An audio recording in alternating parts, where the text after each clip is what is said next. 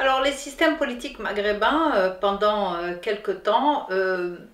on disait simplement qu'ils étaient autoritaires et on ne parlait absolument pas des sociétés civiles. C'est le printemps arabe qui a remis à l'ordre du jour le Maghreb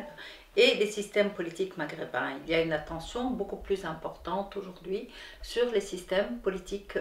du Maghreb, du monde arabe plus largement. Alors, le Maghreb, si on prend les 4 pays constitutifs du Maghreb, c'est-à-dire le Maghreb central, l'Algérie, le Maroc, la Tunisie, qui constituent le bloc de pays qui ont été colonisés par la France et qu'on appelle plus communément le Maghreb central, auquel on ajoute la Libye,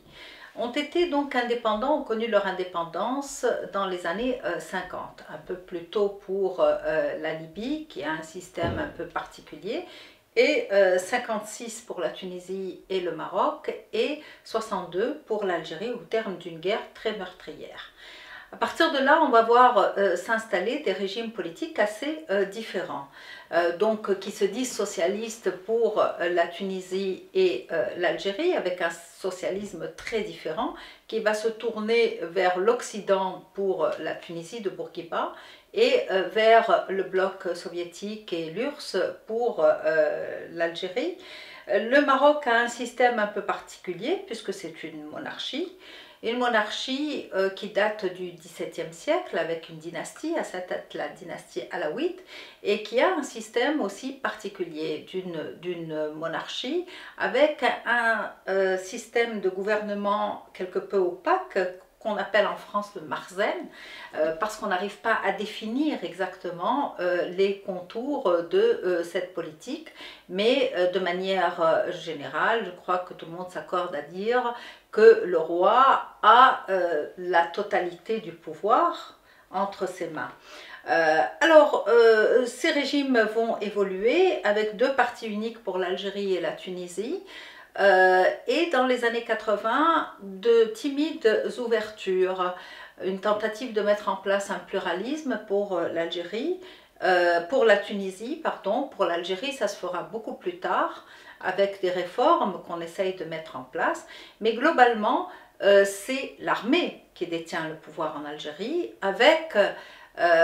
un chef de l'État qu'elle fait élire et qui est issu de l'armée la plupart du temps, même si Bouteflika n'est pas lui-même issu de l'armée, il arrive au pouvoir en 1999. Donc les régimes se succèdent, mais les 3 régimes sont marqués par l'autoritarisme, auquel on peut ajouter bien sûr le régime du colonel Kadhafi, qui, malgré une démocratie directe qui viendrait du peuple, comme l'indiquent les textes, on est dans des régimes autoritaires. On est dans des régimes autoritaires où la société n'existe pas. Elle n'existe pas, et si vous voulez, cet état de fait a été pris en compte, et sans grande contestation, par les partenaires étrangers, qu'ils soient occidentaux ou non occidentaux, et également un petit peu par les chercheurs qui ont beaucoup négligé les sociétés dans leurs travaux et qui ont mis l'accent, si vous voulez, sur l'État, qui ont mis l'accent sur l'État, les institutions et l'évolution des systèmes. Et par là, si vous voulez, l'évolution des systèmes ne pouvait se faire que à partir de l'intérieur de ses propres systèmes et de ses propres régimes. C'est-à-dire qu'il pouvait y avoir une évolution, mais qui viendrait de l'intérieur des élites politiques. Alors pour la Tunisie, on a imaginé effectivement quelqu'un de proche de Ben Ali qui viendrait mettre en place un autre système avec quelques ouvertures et quelques libertés données aux citoyens. Au niveau de l'Algérie, bon, on sait qu'il y a eu une guerre civile qui a fait de très nombreux morts, plus de 100 000 morts dans les années 90, mais le pouvoir a gagné contre les islamistes, c'est-à-dire c'est la victoire des généraux et un exécutif à 3 têtes avec l'armée, la présidence de la République et le service des renseignements, le DRS. Au Maroc, le système est un petit peu particulier parce qu'il y a un pluralisme dès le début, mais le pluralisme n'est pas censé révéler une démocratie.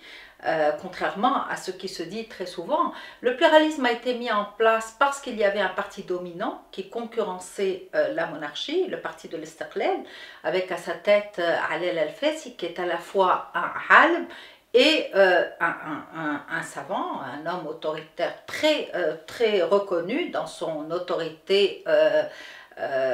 religieuse et politique, et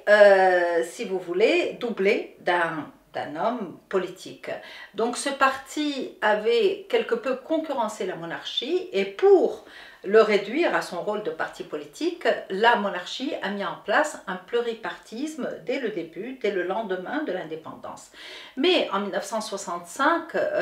le roi Hassan II dissout l'Assemblée et règne pendant 5 ans par décret. C'est un régime autoritaire où l'opposition n'a absolument aucun mot à dire, avec des années de plomb que l'on connaît pour leur atrocité au niveau de la gestion des droits de l'homme. Mais dans les années 90, le roi, se voyant vieillir, a voulu mettre en place une ouverture qu'il a appelée l'alternance, et par cette alternance, on va voir revenir dans le giron du pouvoir des formations politiques qui avaient été marginalisées, comme l'USFP, les forces socialistes marocaines, et on va voir aussi émerger à la faveur de cette ouverture un parti islamiste, le parti de la justice et du développement. Dans la réalité, les réformes vont se poursuivre sous son fils, où il va revenir sur le code de statut personnel, le code de la famille, et il va donner plus de droits aux femmes à partir de 2004, alors que l'ancien code de la famille daté de 1957 avait beaucoup vieilli et n'avait plus réellement de lien avec ce que les Marocaines vivaient. Il met en place aussi une instance équité et réconciliation qui va permettre aux gens de parler de ces années de plomb, même s'il n'est pas question de vérité, qu'il n'est pas question de justice, et que c'est un peu une politique de pardon qui se fait sans bourreau, mais malgré tout, les gens peuvent parler. Donc il y a une ouverture. Cette ouverture que l'on constate, aussi relative soit-elle au Maroc, on ne la voit pas en Algérie et on ne la constate pas du tout en Tunisie. Ce sont des régimes fermés. Ce sont des régimes fermés et il va y avoir des manifestations de protestation très régulièrement en Algérie et assez régulièrement en Tunisie. Jusqu'en 2008 où on voit le bassin minier de Gafsa s'embraser pour des passe-droits, pour une répartition, si vous voulez, du travail qui est mal réparti. Et aussi, on voit bien qu'il y a des régions qui sont enclavées, qui n'ont pas bénéficié du développement, et que cette image, finalement, la carte postale tunisienne, avec une croissance à 2 chiffres, on a beaucoup parlé du dragon du Maghreb ou du monde arabe, c'est en fait des politiques de communication, parce que ces chiffres de la croissance sont calculés en fonction et à partir de chiffres donnés par les pouvoirs. Donc il y a un enfumage qui se fait sur la liberté de la femme, sur le tourisme, sur le littoral, et on oublie finalement l'intérieur du pays, on oublie la réalité. Et c'est la crise économique de 2008 qui va porter un coup fatal au régime de Ben Ali et qui va révéler justement la différence qu'il y a entre l'intérieur du pays et le littoral, qui va révéler l'autoritarisme du régime, qui va révéler le chômage et le taux de chômage extrêmement élevé surtout auprès des jeunes, ces jeunes qui ont été choyés sous Bourguiba parce que on leur avait promis du travail. Et à cette époque, quand on faisait des études, par la méritocratie, on arrivait à avoir du travail. Donc les temps ont beaucoup changé et ces régions de l'intérieur qui autrefois avaient été agricoles, puis industrialisées, avec des industries légères et de textiles, ont été concurrencées par l'Asie est frappé de plein fouet par la crise de 2008.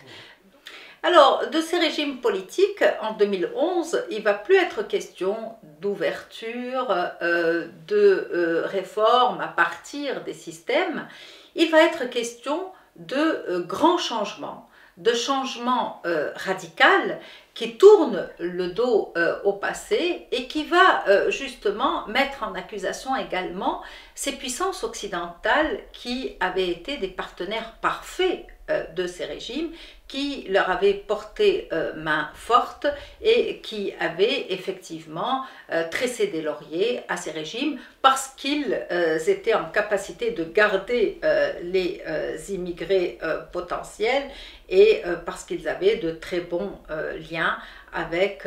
les pays occidentaux, notamment sur les notions de sécurité. Donc on va voir effectivement une remise en question des réformes possibles de ces régimes, on va en voir aussi les limites.